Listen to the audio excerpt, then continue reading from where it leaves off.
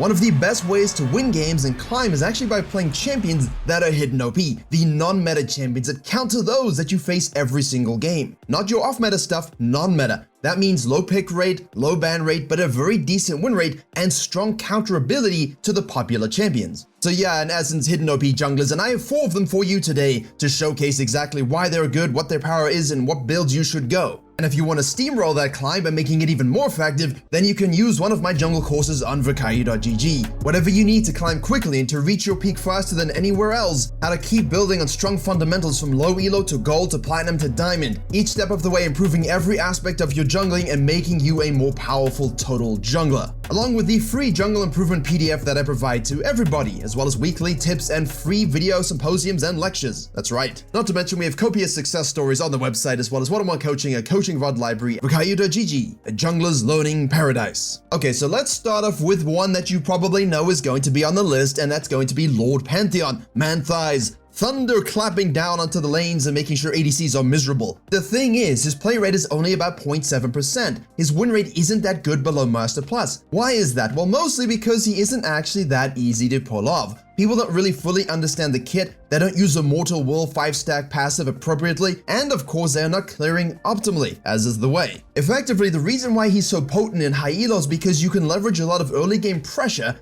into snowballing leads and basically take over games with your macro control. That being said, it's also because he's a very powerful stun bot that can duel almost anybody with ease, and his itemization is pretty good. You see here the Eclipse Lethality Spike for the Mythic. We're going into the Black Cleaver, very juicy, good item, nice for melee carries like your Pantheons. And then of course the Death's Dance, but you can go Morpha Mortius if necessary. You can go the spicy pick, Blade of the Ruined King. Why? Our W applies on hit at 100% effectiveness. Not only that, but he also received direct buffs in patch 13.5, 2 seconds off of that Comet Spear Q cooldown. That basically means your clear speed now gets amped up. And as of patch 12.23, 13.1, he was already doing a 318 full clear. Now, of course, you're shaving off, 6 to 8 seconds from that optimally, but at the same time, you're not necessarily full clearing, but you can if you wanted to. You can 3 camp, you can level 2 cheese, you can invade, you can 5 camp. He has options available to him thanks to these buffs, thanks to the fact that we now have jungle pets to aid in that AoE clear speed, but the champion is just an absolute monster 1v1 PvP skirmisher. Holding that Comet Spear Q gives you that below 20% max HP effective pseudo execute.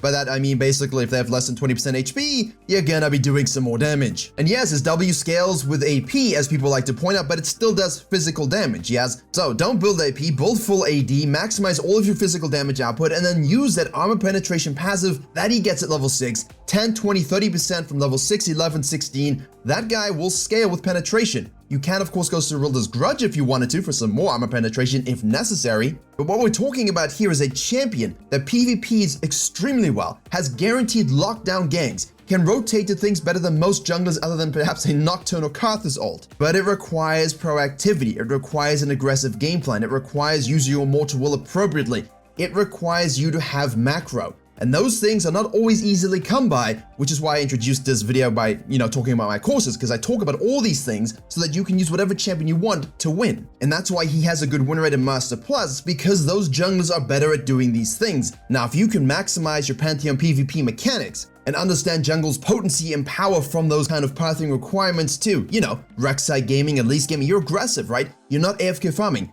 Get in their face, drop your cheeks on bottom lane multiple times, rotate when necessary, and you're gonna find someone who is really the Greek king of the rivers and the jungle. Now, the next one we're gonna talk about is Jax. He is definitely less viable in terms of the off-meta, non-meta hierarchy, but he does have a place in the game. You're seeing some high elo Jax players use him in the jungle quite effectively. He can easily dominate and carry in low elo. Why can he do this? Well, because yes, you can easily look to do your Red Raptors Gromp level 3 gank dive. That can be done. You're quite potent early, well, in the sense that people underestimate the damage that you can do, and Counter-Strike is a great ability that doesn't tilt anybody.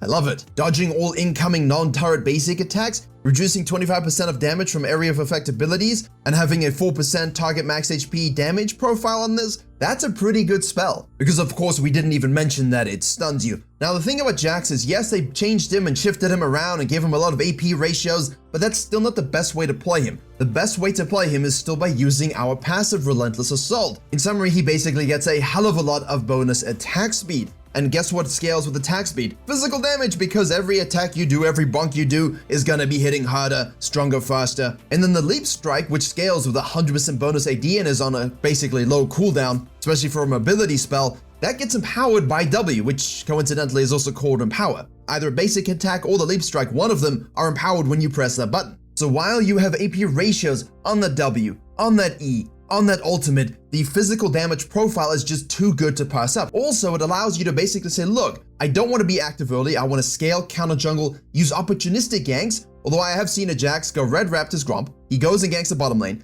he then ganks the mid lane, he then ganks the top lane, he then does a full sequence and goes back to base, and then goes straight back to the bottom lane again, and then does a dragon. The enemy jungler who I was coaching at the time didn't know what to do about that because he just used this raw tempo and guaranteed stun counter-strike with a leap strike to annihilate lanes unsuspectingly. He became a scaling monster, he split pushed that opportunity and won teamfights, GG. So if you like a more passive scaling split pushing style, he can do that. If you want to basically snowball yourself like a snowballing champion to take over skirmishes and fights, Jax does it extremely well. You use the Spear of Shojin build just to ensure that you are the 1v9 carry, and while you stack up bonus armor on your ultimate, you're also stacking up bodies and kills as you annihilate their entire team. Next up we have Poppy. Now Poppy here plus the next choice, their power really isn't only in their isolation 1v9 potential like the Pantheon and the Jax. Different reasons, right? Pantheon early game, mid game spiking, scales better than he used to, but that's the ideology. Jax, hey look, you're not that strong early, but you will scale like a beautiful, ugly 400-eyed beast. Whereas Poppy, while she is a really strong hidden OP jungler, and I mean that very seriously, her power isn't that she just exists. It's in that she also has very strategic counters. You hate Sylas, Xin Zhao, Karthus, Kayn, Gragas, Echo, Trundle, Lee Sin. Mathematically, she does very well into them, and I say mathematically because obviously pilot issue is the largest thing in this game, and for most ELOs it doesn't really matter what mathematically gets counted. It's just about, hey look, you can pilot your champion better. But if you know you have that statistical edge, there is more room for error, and of course she's one of the original anti-mobility champion. You want to dash? She says W. Now what people don't know about Poppy, and it's two very explicit things. Obviously those of us who know Poppy know that there's a Q flash Q mechanic. We also know that the passive Oreo gives us a nice shield. And everybody knows that her ultimate is the ultimate hell no button. But it's a raw fact that her W, while it also interrupts dashes and makes people sad, especially Yasuo's, which I think we all agree is a good thing, it's that when she goes below 40% HP, her passive on that W, the bonus armor magic resist, increases. So the lower HP she goes, the tankier she's going to be. Also, when she does steadfast charge you, that E, if you go against the wall, not only do you get now hard stunned, there's also bonus physical damage applied. And that is the important thing here. She has a very unsuspecting amount of damage that just comes through from her full combo, especially when she stuns you into the wall, because again, while that Q does physical damage up front, after 1 second, right, the area detonates and then does more damage. Now what people don't realize is that impact field she creates when she hits that Q, yeah, it slows you. And in both procs, the first and the second detonation, 8% target max HP. That means there's a total of 16% of your target max HP being dealt by that Q.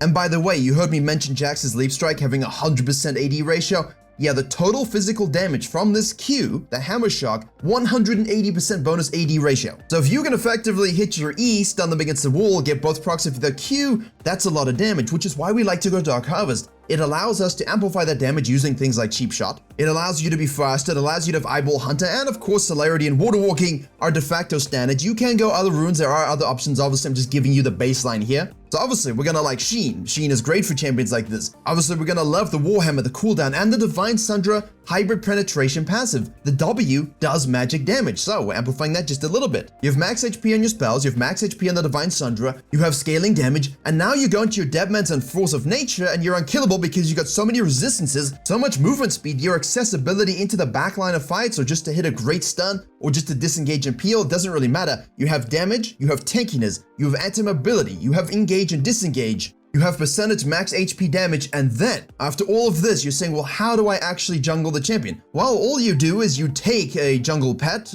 choice is yours basically, Moss Stomp is great, Guswalker Hatchling is good, and now you look to be active. You're again, not AFK farming. So the trend here is these are hidden OP champions. Great non-meta champions because they specifically counter certain meta champions, but they are also strong in their own right when played appropriately. So 5 camps, 3 camps, 4 camps, early ganks, pressure, river control, understanding how to team fight, knowing your damage profile and your tankiness profile, understanding your abilities, because again, the meta champions and the people who don't play these don't know what you do. You do, they don't. That's a huge advantage. And Poppy is one of the absolute best at bringing unexpected damage, unexpected tankiness, and a crap ton of CC. Now, while you might know those three champions, you understand them, this champion here is a new one. No one really knows about him. His name is SKARNER. He kind of shows up every now and then as a special event in these kinds of videos because he always has a very low play rate, but a decent win rate. Likewise, nobody knows what he does, or the fact that his Q does max HP damage as well, and basic attacks reduce the cooldown, so you can just keep auto-attacking, which is why we like basic attacks and attack speed, apply Sheen procs, and also just keep repeatedly doing max HP damage.